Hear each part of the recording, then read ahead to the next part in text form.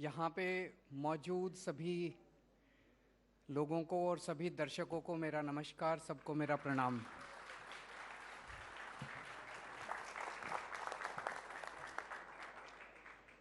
दोस्तों, दिल्ली के लोगों का हमें बहुत प्यार मिला है, असीम प्यार मिला है, विश्वास मिला है। लगातार हम जैसे छोटे से लोगों को 4 बार दिल्ली की जनता ने भारी बहुमत देके जिताया। 2013 में जिताया, जब 70 में से 28 सीट आई थी, नई नई पार्टी थी। 1 साल के अंदर 28 सीट आई और हमारी सरकार बन गई, 49 दिन की सरकार। उसके 1 साल बाद 2015 में 70 में से 67 सीट आई थी, 67 सीट्स। इस देश की 2 सबसे बड़ी पार्टियों को दिल्ली की जनता ने हरा के और एक छोटी सी नन्ही सी पार्टी को 70 में से 67 सीट दी थी। उसके 5 साल बाद 2020 में 70 में से 62 सीट दी थी। और अभी नगर निगम के चुनाव में आम आदमी पार्टी को भारी बहुमत मिला। तो कुछ तो अच्छा कर रहे होंगे हम लोग। जो जनता बार बार इतना भारी बहुमत दे रही है, बार बार आम आदमी पार्टी को जिता रही है, तो कुछ तो अच्छा कर रहे होंगे हम लोग। शिक्षा के क्षेत्र में, स्वास्थ्य के क्षेत्र में, बिजली के क्षेत्र में, पानी के क्षेत्र में, कई क्षेत्रों के अंदर आम आदमी पार्टी की सरकार ने ऐसा काम करके दिखाया जो लोगों ने 75 साल में नहीं देखा था। सरकारी स्कूल शानदार हो गए, गरीबों के बच्चों को अच्छी शिक्षा मिलने लगी है। नहीं तो एक माहौल बन गया था पूरे देश के अंदर कि सरकार स्कूल नहीं चला सकती, सारे सरकारी स्कूलों को धीरे धीरे बंद करो, प्राइवेटाइज कर दो। उस माहौल को बदला हमने, हवा के रुख को बदला हमने। अब दिल्ली के अंदर सरकारी स्कूलों के अंदर लोग अपने बच्चों को प्राइवेट से निकाल के सरकारी में भर्ती करा रहे हैं। सरकारी अस्पताल शानदार बन गए। दिल्ली के अंदर एक तरह से सुरक्षा कवच है, हर व्यक्ति चाहे अमीर हो चाहे गरीब हो, उसके सुरक्षा कवच है। अगर आपके घर में कोई बीमार होगा, चिंता मत करना, आपका सारा खर्चा दिल्ली सरकार देगी। किसी को चिंता करने की जरूरत नहीं है। मोहल्ला क्लिनिक बनाए। पहले बिजली के 8-8 घंटे के पावर कट लगते थे एक दिन में, अब 24 घंटे बिजली आती है, फ्री में बिजली आती है। यह दुनिया का 8वां चमत्कार है। और ये चमत्कार केवल केजरीवाल को आता है। भगवान ने ये वरदान दिया है मुझे कि फ्री में बिजली और 24 घंटे बिजली, ये देना केवल मेरे को आता है और किसी को नहीं आता। ये सारे काम जनता अप्रिशिएट करती है। हमारे ओपोनेंट्स भी पब्लिक में चाहे गाली दे लें, उनकी मजबूरी है, लेकिन प्राइवेट में कहते हैं हाँ केजरीवाल जी आपने शिक्षा और स्वास्थ्य में तो अच्छा काम किया। जब हम पंजाब का चुनाव लड़े और जीते और पंजाब में हमारी सरकार बनी, तो सबने कहा यार ये शिक्षा, स्वास्थ्य, बिजली, पानी ये तो चलो मानते हैं तुमको आते हैं, पर ये लॉ एंड ऑर्डर तुमसे नहीं संभलने वाला। लॉ एंड ऑर्डर, तुम बॉर्डर स्टेट है, बॉर्डर सिक्योरिटी है, लॉ एंड ऑर्डर तुमसे नहीं संभलेगा। पिछले कुछ दिनों के अंदर जो पंजाब में घटनाएं घट रही हैं, उसने ये साबित कर दिया कि आम आदमी पार्टी लॉ एंड ऑर्डर भी संभाल सकती है। एक मैसेज पूरे देश को दिया गया, हम देशभक्त लोग हैं। अगर कोई भी शख्स चाहे कितना खूंखार हो, चाहे कितना पावरफुल हो, चाहे कितना शक्तिशाली हो, अगर कोई शख्स भारत माता के खिलाफ आंख उठा के देखेगा, उसे बख्शा नहीं जाएगा। अगर कोई पंजाब की या देश की शांति भंग करने की कोशिश करेगा, उसे बख्शा नहीं जाएगा। हमने जब पंजाब के अंदर भगवंत मान साहब ने जिस तरह से पिछले कुछ दिनों के अंदर बड़े संयम के साथ और मैच्योरिटी के साथ उन्होंने पूरी स्थिति को संभाला है, काबिले तारीफ है। मैं बधाई देता हूं उनको और बधाई देता हूं उनकी पूरी टीम को। जब नई नई सरकार बनी हमारी, तो हमने जो इनहेरिट किया, पुरानी सरकारें जो करती थी वो इनहेरिट किया। जितने गैंगस्टर थे, ड्रग माफिया थे, बड़े बड़े अपराधी थे, उनको सबको पॉलिटिकल संरक्षण था। ये इस पार्टी का गैंगस्टर है, ये इस पार्टी का अपराधी है, ये इस नेता का संरक्षण है, इस सबको हमारी इस सरकार में किसी को संरक्षण नहीं है। एक एक करके पिछले 10 महीनों में, 12 महीनों में पकड़े गए हैं। गैंगस्टर्स पकड़े जा रहे हैं, बड़े बड़े खूंखार लोग पकड़े जा रहे हैं, अपराधी पकड़े जा रहे हैं, और धीरे धीरे धीरे धीरे पंजाब की कानून व्यवस्था पटरी के ऊपर आती जा रही है। और पिछले कुछ दिनों की कार्रवाई ने दिखा दिया कि आम आदमी पार्टी नो नॉनसेंस पार्टी है। और सबसे बड़ी बात ये हुई है, कुछ एक ऐसे राज्य हैं देश के अंदर जिनके बारे में मीडिया खूब दिखाता है, यहां लॉ एंड ऑर्डर बड़ा अच्छा है, लॉ एंड ऑर्डर बड़ा अच्छा है, लेकिन उनकी पार्टी का अगर कोई गंदी काम करे, गलत काम करे, तो उसको छोड़ देते हैं, फिर लॉ एंड ऑर्डर उस पर काम नहीं करता। पंजाब के अंदर अगर हमारा मंत्री भी पकड़ा जाता है तो उसको सख्त सजा दी जाती है, हमारा एमएलए भी पकड़ा जाता है तो उसको सख्त सजा दी जाती है। अपनों को भी नहीं बख्शते हम लोग। बाकी किशोर जी मेरा इंतजार कर रहे हैं।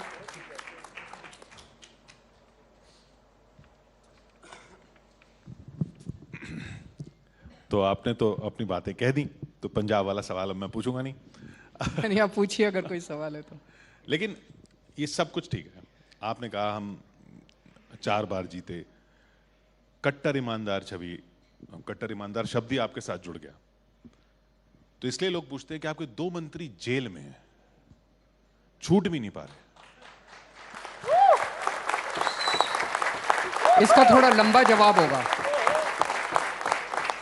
तो आप बड़े पेशेंस से सुनिएगा। अभी पूरे देश के अंदर प्रधानमंत्री जी का मैसेज ये है कि जो मेरे खिलाफ बोलेगा उसको पकड़ के मैं जेल में डाल दूंगा। किसी की हिम्मत नहीं है उनके खिलाफ बोलने की, जो बोलता है उसे जेल में डाल दिया जाता है। मनीष सिसोदिया और सत्येंद्र जैन के खिलाफ कोई सबूत नहीं है, इनके पास कोई सबूत नहीं है, बिल्कुल फर्जी केस है, उस पर आऊंगा मैं। अगर ये लोग किसी को राजनीतिक तौर पे हरा नहीं पाते, दिल्ली में बार बार हार रहे हैं आम आदमी पार्टी से, पंजाब में हार गए, जिनको ये हरा नहीं पाते उनको फिर ये ईडी और सीबीआई भेज के ये जेल में भेज देते हैं। जब से पंजाब में हम लोग जीते हैं, जब से पंजाब में हम लोग जीते हैं, प्रधानमंत्री जी इतना ऑब्सेस हो गए हैं हम लोगों से, इतना ऑब्सेस हो गए हैं, मेंटली बहुत डिस्टर्ब रहते हैं वो आजकल, सीरियसली। मुझे कई लोगों ने आके बताया, मीडिया वाले प्रधानमंत्री जी को कई बार इनवाइट करने जाते हैं, वापस आके बताते हैं अरविंद जी हम 45 मिनट प्रधानमंत्री जी के साथ थे, 45 के 45 मिनट वो आपका नाम ले रहे थे और आपको गालियां दे रहे थे। एक मिनट मुझे पूरी बात, ठीक है चलिए बोलिए। मैं समझ सकता हूं प्रधानमंत्री का नाम लेने से नहीं, पर आप बात को डिफ्लेक्ट दूसरी तरफ कर रहे हैं, आप बात को डिफ्लेक्ट दूसरी तरफ कर रहे हैं। जवाब थोड़ा लंबा है, मुझे बोलने दीजिएगा। कई बीजेपी वाले जाते हैं, कहते हैं जी 24 घंटे जब भी हम उनसे मिलते हैं वो केवल केजरीवाल ऐसा है, तुम लोग दिखाते क्यों हो केजरीवाल को, तुम लोग। अब आपको भी फोन आएगा क्योंकि आपने मुझे आधा घंटा यहां बुलाया है, क्यों दिखाते हो केजरीवाल को। एक पिक्चर आई थी डर, उसमें शाहरुख खान था और जूही चावला थी, देखिए आप लोगों ने डर। उसमें शाहरुख खान था, जूही चावला थी। Shahrukh Khan was obsessed with Juhi Chawla और वो इसी तरह से बोलता था कका कका कका किरण कका कका, ऐसे ही वो बोलते हैं कका कका कका केजरीवाल। ऐसा इतने ऑब्सेस्ड हैं, अगर कोई उनके पास चाइना की प्रॉब्लम लेके जाए तो केजरीवाल को कैसे जेल में डालें, मनीष सिसोदिया को कैसे जेल में डालें, आम आदमी पार्टी को कैसे क्रश करें। मुद्दा भ्रष्टाचार नहीं है। कांग्रेस के एक नेता हैं, उनके ऊपर ईडी और सीबीआई की रेड हुई, केस हुए, बड़े बड़े केस हुए, उन्होंने बीजेपी ज्वाइन कर ली, सारे केस रफा दफा हो गए। एक तृणमूल कांग्रेस के बड़े नेता हैं, उनके ऊपर ईडी की रेड हुई, सीबीआई की रेड हुई, बड़े बड़े केस हुए, उन्होंने बीजेपी ज्वाइन कर ली, सारे केस खत्म हो गए। महाराष्ट्र के एक नेता हैं, ईडी की रेड हुई, सीबीआई की रेड हुई, खूब भ्रष्टाचार के केस लगे, उन्होंने बीजेपी ज्वाइन कर ली, सारे केस खत्म हो गए। आज अगर मनीष सिसोदिया और सत्येंद्र जैन बीजेपी ज्वाइन कर ले, सारे केस खत्म हो जाएंगे, कल वो बाहर आ जाएंगे। तो प्रधानमंत्री जी ये नहीं कह रहे कि मैं भ्रष्टाचार के खिलाफ हूं। प्रधानमंत्री जी भ्रष्टाचार के खिलाफ नहीं है। प्रधानमंत्री जी कह रहे हैं भ्रष्टाचार करो, लेकिन मेरी पार्टी में आके करो, बाहर रह के मत करो। देखिए इसमें एक मिनट मेरी बात ऐसा लग रहा है ऑब्सेशन तो आपका लग रहा है। एक मिनट ऑब्सेशन तो आपका लग रहा है प्रधानमंत्री से। सुनो, तो वो प्रधानमंत्री जी ये नहीं कह रहे कि भ्रष्टाचार मत करो, गंदे काम मत करो, वो कह रहे मेरी पार्टी में आके करो, दूसरी पार्टियों में मैं नहीं करने दूंगा। अभी थोड़े दिन से जिस तरह से ये जुडिशरी के पीछे पड़ गए हैं, मैं देख रहा था देश के चीफ जस्टिस ऑफ इंडिया को ट्रोल कर रहे हैं, गंदी गंदी गालियां दे रहे हैं ट्विटर पे, सोशल मीडिया पे। ये लोग क्यों? क्योंकि चीफ जस्टिस ऑफ इंडिया ने महाराष्ट्र वाले केस के अंदर 2 प्रश्न क्या पूछ लिए उनके वकील से, सारी इनकी troll army chief justice of India के पीछे पड़ गई।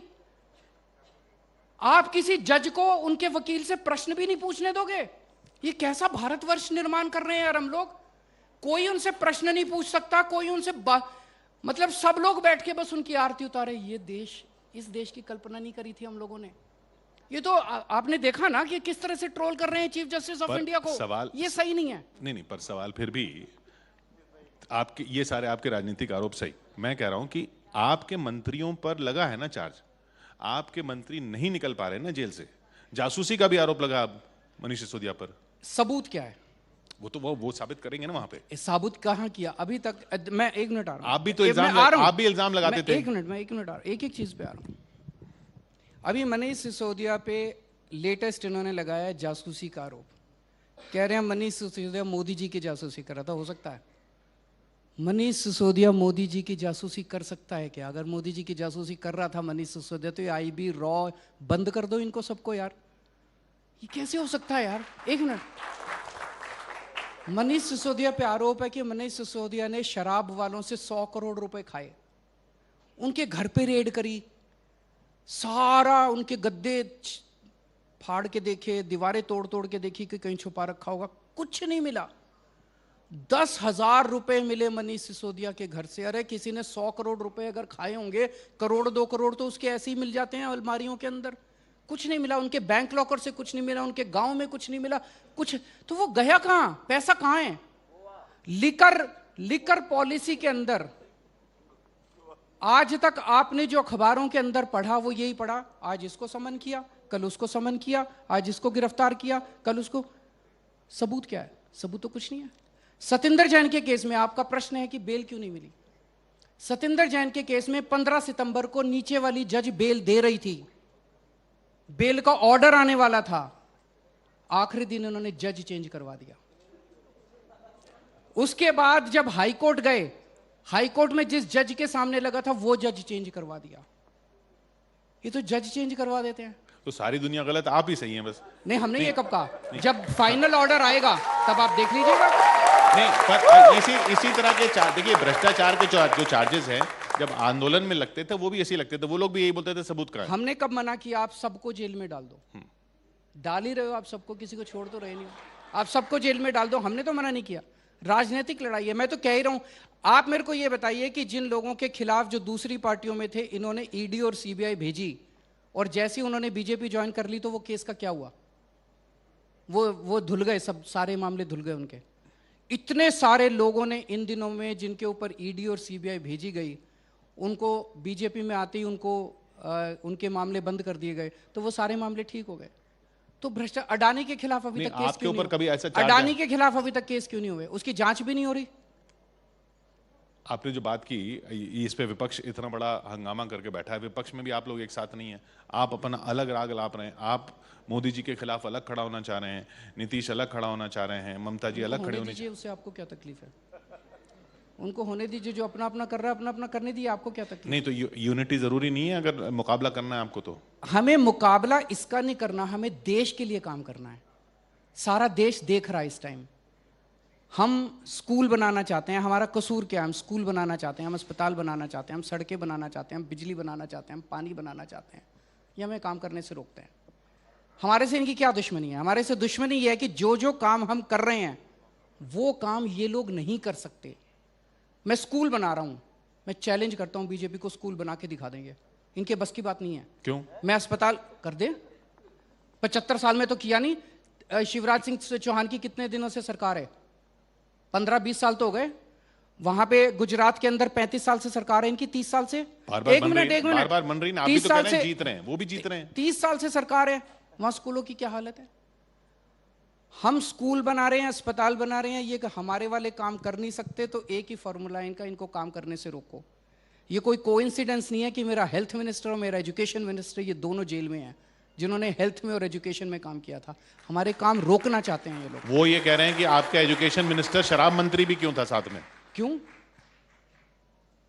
आपको क्या मुद्दा उठाना चाहिए आपके चैनल को? गुजरात के अंदर नकली शराब बेचने से कितनी मौतें हुई अभी तक? उसके ऊपर ईडी हुई, उसके ऊपर सीबीआई हुई। दिल्ली के अंदर एक भी मौत हुई नकली शराब की वजह से? एक भी मौत हुई नहीं हुई।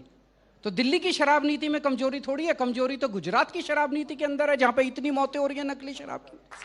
तो वहां पे कोई ईडी हुई? 15,000 करोड़ रुपए का धंधा है गुजरात के अंदर, शराबबंदी कर रखी है। 15,000 करोड़ रुपए की इलीगल शराब बिकती है। वो धंधा किसका है? इन्हीं का है।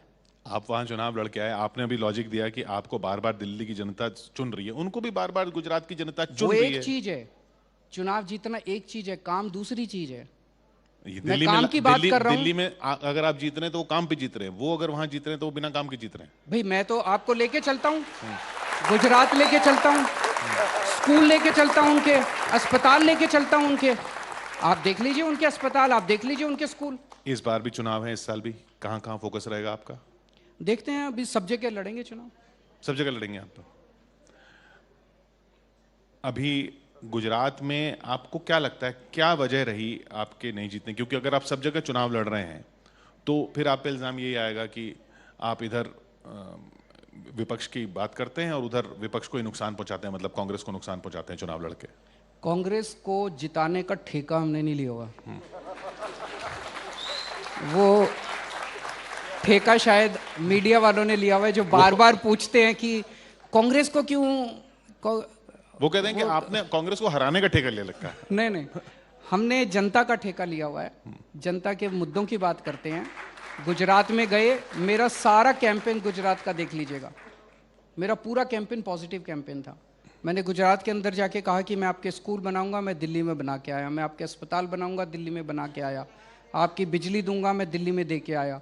अब हम पंजाब के अंदर भी दे रहे हैं, पंजाब के अंदर भी ये सारे काम अच्छे हो गए। वही चीज़ें मैंने गुजरात के अंदर कही। हर जगह जाकर मैं यही बात करता हूँ, जनता की बात करता हूँ। मेरे को गाली गलौज की राजनीति नहीं करनी। तो विपक्ष के कौन से गुट में हैं आप, इसका कोई जवाब नहीं है? मैं किसी ग्रुप में नहीं हूँ, मैं जनता के ग्रुप में हूँ। जनता के लिए काम करता हूँ, जनता की बात करता हूँ। आपने कोशिश भी नहीं की या? आप खुद देखिए कि एक छोटी सी पार्टी 2012 नवंबर में बनी, 10 साल के अंदर उसकी 2 राज्यों में सरकार है और 2 राज्यों के अंदर एमएलए है, राष्ट्रीय पार्टी बन गई है। क्यों? ऐसा नहीं कि लोगों को केजरीवाल से कोई प्यार है, इसलिए कि जो काम हम लोग कर रहे हैं वो काम आज तक 75 साल में इन दोनों पार्टियों ने नहीं किए और आने वाले समय में भी इनसे उम्मीद नहीं है कि ये करेंगे। वो उम्मीद है लोगों को, जो हमारे को हर जगह जिता रही है जनता। उसी उम्मीद की वजह से हर जगह हम लोगों को सफलता मिल रही है। दिल्ली की बात करें तो एलजी से आपकी हमेशा ठनी रहती, कोई एलजी आ जाए, इसमें भी कोई साजिश है या आपकी नेचर ऐसी है? वो काम नहीं करने देना है उनको। जैसा मैंने कहा, जो काम हम लोग कर रहे हैं ये काम वो कर नहीं सकते। तो एलजी का मैंडेट यही होता है, जो भी एलजी आते हैं उनका यही मैंडेट होता है कि इनके काम रोको। दिल्ली में हम योगा क्लासेस कराते थे, एलजी साहब ने योगा क्लासेस बंद करा दी। किसका भला हुआ? 17,000 लोग डेली पार्कों में योगा करते थे, हम फ्री में योगा टीचर भेजते थे योगा। किसका भला हुआ? अभी हम दिल्ली सरकार के स्कूलों के टीचर्स को फिनलैंड भेजना चाहते हैं। दिल्ली के अंदर जो शानदार काम हुआ उसके अंदर टीचर्स का और प्रिंसिपल्स का बहुत अहम रोल रहा। जो अच्छे नतीजे आने लगे बच्चों के, उसमें टीचर्स का और प्रिंसिपल्स का बहुत अच्छा रोल रहा और उनको हमने विदेशों में ट्रेनिंग के लिए भेजा। अभी तक हम कई हजार टीचर्स को और प्रिंसिपल्स को ट्रेनिंग के लिए भेज चुके हैं। अब इन एलजी ने आके उनकी अब्रॉड जो जाते थे ट्रेनिंग बंद करा दी। उन्होंने कहा हम इंडिया में ही करा लो ट्रेनिंग। क्यों भाई? हमारे टीचर्स और प्रिंसिपल फिनलैंड नहीं जा सकते ट्रेनिंग करने के लिए? उन्होंने ट्रेनिंग बंद करा दी। पिछले साल जितनी मोहल्ला क्लिनिक के अंदर दवाइयां देते थे हम, एलजी साहब ने सारी दवाइयों की पेमेंट बंद करा दी। सारी मोहल्ला क्लिनिक कई जगह रेंट पे है, रेंट की पेमेंट बंद करा दी, बिजली की पेमेंट बंद करा दी। अस्पतालों के अंदर दवाइयों की पेमेंट बंद करा दी। इससे क्या फायदा है? तो एलजी साहब अगर ऐसा करते हैं और मैं जब उसके खिलाफ आवाज उठाता हूं, आप कहते हैं लड़ रहा है। मैं अपने लिए थोड़ी लड़ता हूं। मैं अगर योगा क्लासेस बंद कराएंगे तो मैं तो एलजी साहब को कहूंगा ना कि मैं नहीं होने दूंगा बंद। अगर वो मोहल्ला क्लिनिक की पेमेंट्स बंद कराएंगे तो मेरे पास जो भी साधन है उससे मैं उसका विरोध करता हूं फिर, कि भाई पेमेंट नहीं बंद कर सकते, जनता का नुकसान हो रहा है। एक दिन में डेली 51,000 पेशेंट्स मोहल्ला क्लिनिक के अंदर इलाज कराते हैं। डेली मेरे दिल्ली सरकार के अस्पतालों में 1,56,000 मरीज इलाज कराते हैं। कहां जाएंगे वो अगर ये सारी पेमेंट बंद कर देंगे, डॉक्टर्स की पेमेंट बंद कर देंगे?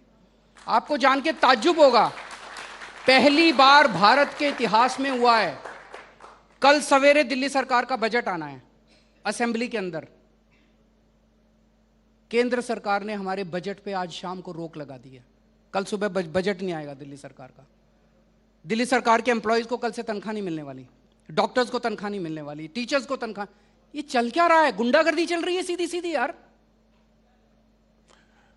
ये बताइए, अगर इतना इतना बैर है, अगर बैर की राजनीति हो रही है, हमें बैर की राजनीति नहीं करनी। इसमें बैर की राजनीति क्या है? आप उनसे पूछिए ना कि मोहल्ला क्लिनिक की पेमेंट बंद क्यों की, योगा क्यों बंद कराया, आपने फिनलैंड की ट्रिप क्यों बंद की? इसमें बैर की क्या बात है? मैं कोई अपने लिए थोड़ी मांग रहा हूं। मैं कोई ये थोड़ी कह रहा हूं कि मेरे बच्चों के लिए ये कर दो, मेरे लिए ये कर दो, मैं अपने लिए तो नहीं मांग रहा। लेकिन अगर मेरे दिल्ली के 2.5 करोड़ लोगों के लिए गड़बड़ करेंगे तो मैं तो लड़ूंगा इनसे। फिर क्यों नहीं लड़ूंगा? पंजाब में अभी आपने बात की, पंजाब में एक्शन हो रहा है अगर लॉ एंड ऑर्डर का, हालांकि अमृतपाल तो अभी भी पकड़ से बाहर है, लेकिन इसमें तो केंद्रीय एजेंसियों के साथ मिलकर ही हो रहा होगा ना, तो वहां पे तो सहयोग है। तो इसका मतलब हम तो लड़ते नहीं है ना, हम तो सहयोग करना चाहते हैं, वो ही नहीं करते। दिल्ली के अंदर लड़ते हैं, हर चीज में टांग अड़ाते हैं। पंजाब में हमने सहयोग मांगा, उन्होंने दिया, हम बड़े खुश हैं।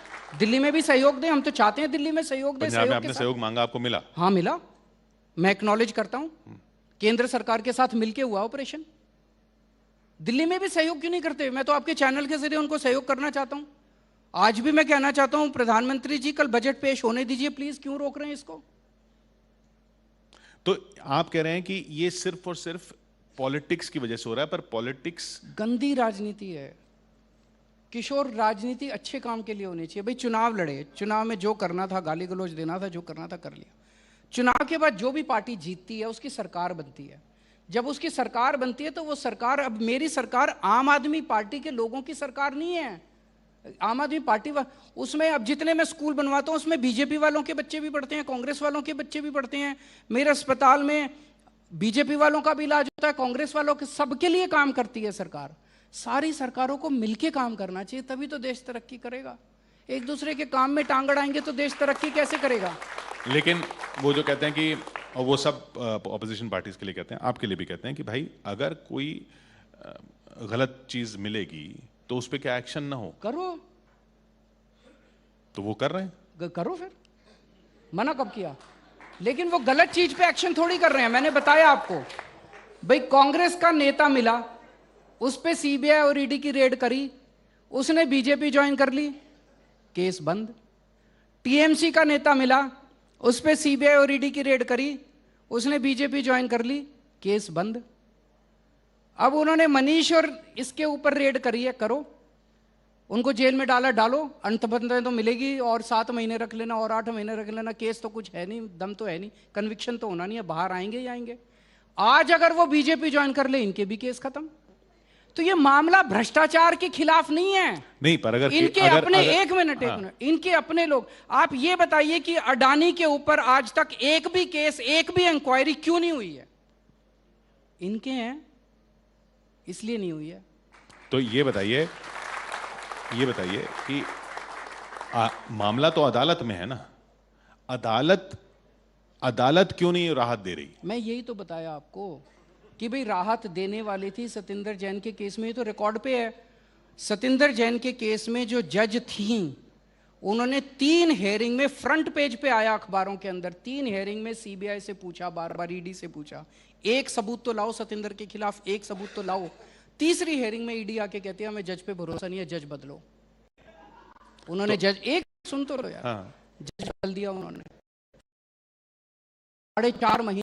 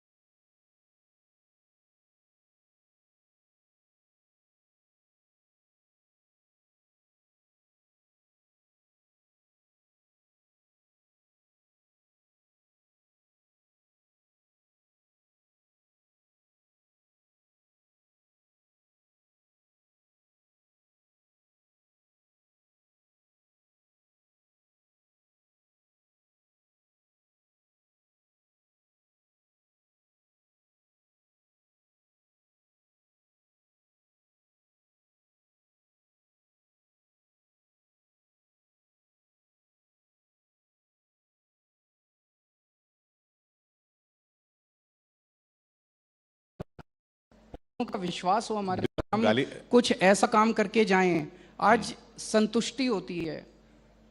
कल मैं एक स्कूल का इनॉग्रेशन करके आया हूं, स्कूल ऑफ स्पेशलाइज्ड एक्सीलेंस है, रोहिणी में बना। वहां पे 500 बीजेपी वाले मेरे को काले झंडे दिखाने के लिए खड़े हुए थे कि मैं स्कूल का इनॉग्रेशन करने क्यों आया हूं। मैंने उनको बोला वहां से, मैंने कहा यहाँ पे तुम्हारे बच्चे भी पढ़ेंगे, तुम्हारे बच्चों के लिए स्कूल बनाया है, तुम्हारे इलाके में स्कूल बनाया, और इतना शानदार स्कूल है किशोर, आप जाके देखिएगा। दिल्ली के जितने बड़े बड़े डीपीएस, मॉडर्न, वसंत वैली, जीडी गोयंका, सबसे ज़्यादा अच्छा बना है ये स्कूल, सरकारी स्कूल बनाया हमने रोहिणी के अंदर। शानदार इंफ्रास्ट्रक्चर, शानदार क्लासरूम, शानदार ऑडिटोरियम, बहुत अच्छा स्कूल बनाया है। तो गर्व होता है जब उन गरीब बच्चों से, रिक्शे वाले का बच्चा, मजदूर का बच्चा, जब ऐसे स्कूलों के अंदर उनको पढ़ाई मिलती है। यही तो सपना था यार भगत सिंह का, यही तो सपना था चंद्रशेखर आजाद का, सुभाष चंद्र बोस का। आज 75 साल के बाद ये सपना पूरा हो रहा है। और जब मैं उन बच्चों से बात करता हूं, आज वो बच्चे इंजीनियर बन रहे हैं, डॉक्टर बन रहे हैं। 99.7% नतीजा आया है हमारे सरकारी स्कूलों का, 99.7%। तो लगता है यार जिंदगी में, जिंदगी जब मरूंगा तो शांति से मरूंगा। अब और कुछ हासिल नहीं करना, प्रधानमंत्री नहीं बनना? नहीं, मेरे को प्रधानमंत्री किस लिए बनना है यार, प्रधानमंत्री बनने की कोई इच्छा नहीं? इन लोगों को सबको मुबारक। मेरे को किस लिए, छोटा सा आदमी हूं यार मैं। लड़ने तो गए थे, काम करने दें मेरे को। अगर आपकी चलती हो उनके बीच में, आप तो बड़े लोग हैं, तो जरा सा उनको बोल देना, हाथ जोड़ के वो कहेंगे मैं उनके पैर पकड़ लूंगा, मेरे को काम करने दे। काम में रोड़े ना अटकाएं, ये ठीक नहीं है।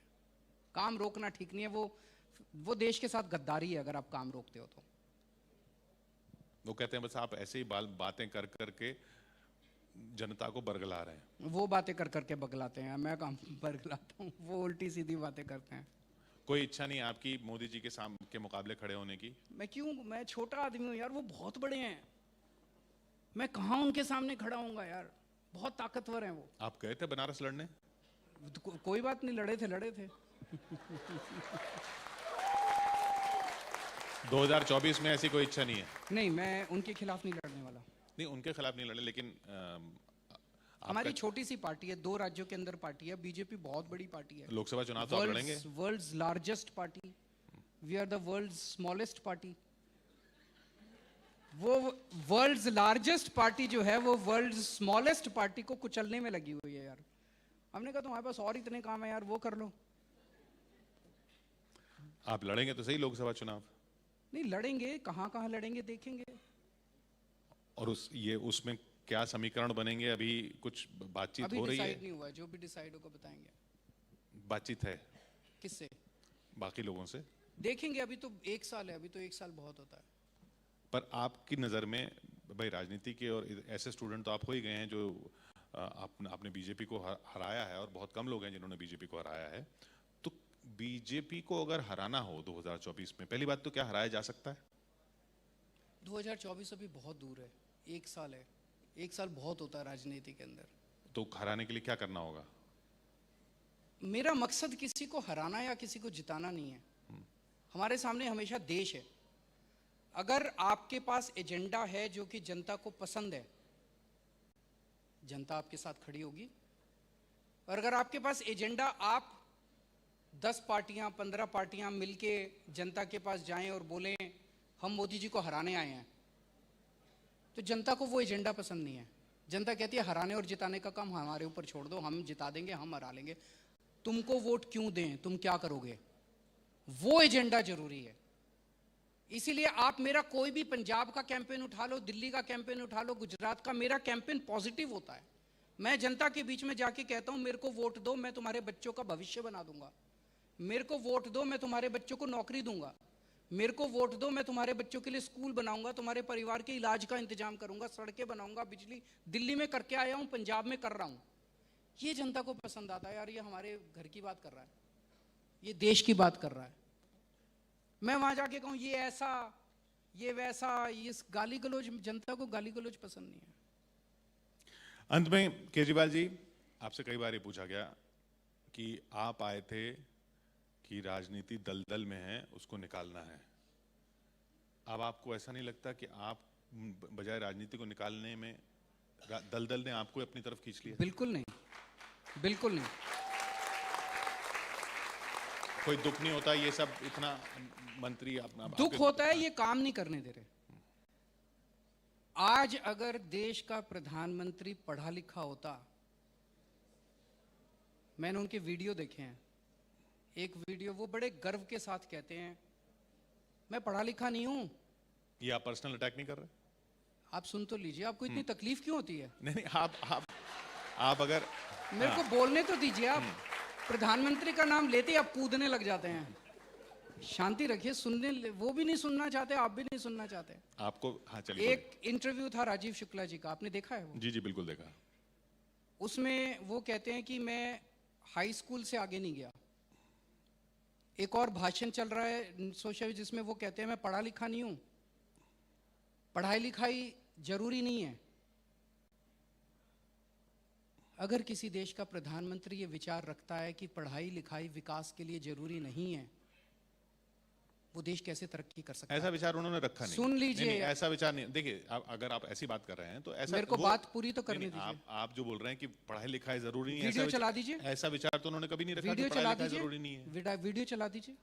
आप एक मिनट, मेरे को नहीं। बात पूरी नहीं करने दे रहे, मुझे इसमें तकलीफ है। अच्छा चलिए। आप उनकी वकालत कर रहे हैं, मैं पूरा वकालत देश नहीं- देखता है कि आज मीडिया कैसे वकालत करता नहीं है। मैं वकालत नहीं कर रहा। आप मैं मुझे सिर्फ बुला के मुझे ही बोलने का मौका नहीं देते, आपको ये भी पूरा तकलीफ है मुझे। ये भी देश देख रहा है कि पूरा आगे मौका से दिया मत बुलाया आपको। करना, वो तो चाहते ही हैं कि आप ना बुलाया करें मुझे। ये भी पूरा देश देख रहा है कि पूरा मैं मौका जानता दिया। हूं कि आपको डांट पड़ेगी आज उनसे, ना कस के डांट पड़ेगी। उसी की अभी आप सफाई तैयार कर रहे हैं कि देखो मैंने उसको बोलने नहीं दिया जी, बीच में टोक दिया। मैं देखिए आप मेरे को बोलने दीजिए, बिल्कुल दूंगा उसके मैं बाद बोल लीजिएगा। जी, जी, जो जी। मैं बोल रहा हूँ एक पेन दे दो भाई इनको, ये लिख लेंगे जी, जो जी। भी इनको काटना। बोलिए पेन ले लो आप बोलिए आप मेरे को बीच में, आप जब पूछ रहे थे मैंने काटा आपको। नहीं लेकिन तो आप मेरे को मेरा इंटरव्यू ले रहे हो आप। बोलिए मेरा इंटरव्यू ले रहे हो तो मेरे को बोलने दोगे कि नहीं बोलने दोगे? मैं आपको पूरा अगर बोलने दे आपने रहा हूं। मेरे को बुलाया है जी तो जी, आप मेरे को बुलाया है तो मेरे को बोलने तो दो। मेरा फ्लो क्यों तोड़ रहे हो? अच्छा चलिए आप लिख लीजिए, मेरे को मैं बाद में बोल दीजिएगा कि अरविंद जी आपने ये जो बोला ये ठीक नहीं था। ठीक है चलिए। आप बीच में इस तरह से आर्ग्यू कर रहे हैं, ये आपका चलिए बोलिए। ये दिखाता है कि कहीं ना कहीं दिल में कमजोरी है। अच्छा चलिए आप इल्जाम लगाइए। तो अगर देश के प्रधानमंत्री पढ़े लिखे होते तो वो शिक्षा का महत्व समझते। मनीष सिसोदिया जैसा शख्स 75 साल बाद, आजादी के 75 साल बाद इस देश में ऐसा शख्स आया जिसने देश के सरकारी स्कूलों का कायाकल्प कर दिया। कोई नहीं कर पाया। मैं ये नहीं कहना चाहता, किसी की इंटेंशन पे दोष नहीं उठाना चाहता। पहले जितनी पार्टियां थी हो सकता है करना चाहती हूं, कर नहीं पाई हूं। पहली बार एक ऐसा शख्स आया जिसने देश के करोड़ों, दिल्ली में करके दिखाया, जिसने पूरे देश के करोड़ों गरीबों को उम्मीद दी कि उनके बच्चों को भी अच्छी शिक्षा मिल सकती है। नहीं तो अच्छी शिक्षा का मतलब था पैसे हैं तो डीपीएस में भेजो, फलाने में भेजो, फलाने में भेजो, पैसे नहीं है तो सरकारी स्कूल में भेजो। ऐसे शख्स को उन्होंने पकड़ के जेल में डाल दिया। कोई भी पढ़ा लिखा प्रधानमंत्री मनीष सिसोदिया जैसे शख्स को जेल में नहीं डाल सकता। अगर बेचैन मत होइए, मुझे बोलने दीजिए। अगर प्रधानमंत्री जी पढ़े लिखे होते, अगर कम पढ़े लिखे प्रधानमंत्री हो तो कोई भी ऐरा गैरा आके कह देगा कि प्रधानमंत्री जी नोटबंदी कर दो, इससे भ्रष्टाचार खत्म हो जाएगा। अब अगर पढ़ा लिखा प्रधानमंत्री होगा, उसको अर्थशास्त्र की जानकारी होगी, उसको साइंस की जानकारी होगी, टेक्नोलॉजी की जानकारी होगी। उन्होंने कर दिया नोटबंदी, भ्रष्टाचार खत्म हुआ? नहीं हुआ। कोई भी आके कह देगा जी नोटबंदी कर दो, आतंकवाद खत्म हो जाएगा। आतंकवाद खत्म हुआ? नहीं हुआ। एक और मैंने उनका वो सुना था, उसके अंदर वो कह रहे थे कि नाली के अंदर से जो गैस निकलती है उसे चाय बन सकती है। अब ये, इससे देश की इज्जत आगे नहीं बढ़ती। ये दिखाता है कि इससे देश, नुकसान होता है देश को। एक मैं सुन रहा था, उसमें कह रहे थे कि अगर बादलों के अंदर हवाई जहाज हो, बारिश वाले दिन अगर आप अटैक करो पाकिस्तान के ऊपर तो राडार पकड़ नहीं पाएगा। ये, इससे देश की इज्जत कम होती। बोलिए इससे देश की इज्जत कम होती है। मेरा केवल ये कहना है कि जो आपने सारे कि ये जेल चला गया, वो जेल चला गया, जेल क्यों चले गए जनता तय कर लेगी। अभी तो और भी जाएंगे, कई और जाएंगे। उनकी चाहत तो है कि मेरे को भी डालेंगे जेल में, डाल दे मेरे को जेल में। केजरीवाल छोटी सी चीज है यार, ये मेरी जिंदगी, देश ने मेरे को बहुत कुछ दिया है। मैं आईआईटी में गया, मैं उन दिनों में जब मैं आईआईटी में गया 32 रुपए महीने की ट्यूशन फीस होती थी आईआईटी में। 32 रुपए के अंदर आईआईटी की पढ़ाई नहीं हो सकती। तो इन लोगों के टैक्स के पैसे से मेरी सब्सिडाइज हुई थी एजुकेशन। मेरे को इस देश ने बहुत कुछ दिया है। मेरे अगर जिंदगी इस देश के नाम कुर्बान हो जाए, अगर मैं मर जाऊं इस देश के लिए, तो अपने आप को सौभाग्यशाली समझूंगा। तो अगर ये जेल में डाल दे, सारी जिंदगी मैं जेल में पड़ा रहूं, मेरे को किसी तरह की कोई तकलीफ नहीं है। अब मनीष सिसोदिया को ये थोड़े दिन के अंदर आतंकवादी घोषित करने का प्लान बना रहे हैं। ये जो जासूसी का फर्जी केस बनाया है, अंदर से मुझे पता चला, ऑफिसर्स ने बताया, यूएपीए और क्या वो एनएसए, सारे धाराएं मनीष के ऊपर लग। मनीष सिसोदिया आतंकवादी है, आप भी तो जानते हो पर्सनली। ये अच्छी चीज है। अब मैं बोलूं? अच्छी चीज है ये। अच्छा, मैं आपसे पूछ रहा हूं, अच्छी चीज है ये? नहीं, अच्छी चीज। देखिए, मैं तो कह ही रहा हूं कि इस तरह की राजनीति, बैर की राजनीति, मैंने तो बैर की राजनीति का शब्द मैंने इस्तेमाल किया। अब मैं बोलूं? देखिए, अब वक्त क्योंकि खत्म हो रहा है। पर्सनल अटैक वाली राजनीति से ना तो दिल्ली का फायदा हो रहा है, ना दिल्ली के लोगों का फायदा हो रहा है, ना सरकारों का फायदा हो रहा है। जो भी आपने कहना है, आपने कहा कि आपको लेके ऑब्सेशन है। ऐसा भी तो नहीं लगना चाहिए ना कि आपको उस तरफ को लेके ऑब्सेशन है। आप प्रधानमंत्री को पर्सनल अटैक करेंगे, ऑब्सेशन तो आपका भी लगेगा। वो बैर की राजनीति जो है, उससे दिल्ली में से किसी का फायदा नहीं हो रहा। मनीष सिसोदिया, सतिंदर जैन, हमारे लोगों को जिस तरह से एक के बाद एक झूठे केस में डाला जा रहा है, चलिए, ऑब्सेशन तो वहां दिखाई देता है। हम तो खुशी खुशी जेल जा रहे हैं, खुशी खुशी जेल से आ जाएंगे, काम जारी रहेगा, दिल्ली की जनता का काम रोकने नहीं देंगे। बहुत बहुत शुक्रिया हमारे साथ यहाँ जुड़ने के लिए। Thank you. केजरीवाल जी, आपसे गुजारिश है कि आप 2 मिनट और मंच पर बने रहें। मैं आमंत्रित करना चाहूंगी Puneet Singhvi, CEO digital network 18 को, आप मंच पर आए और हमारे मेहमान को धन्यवाद दें।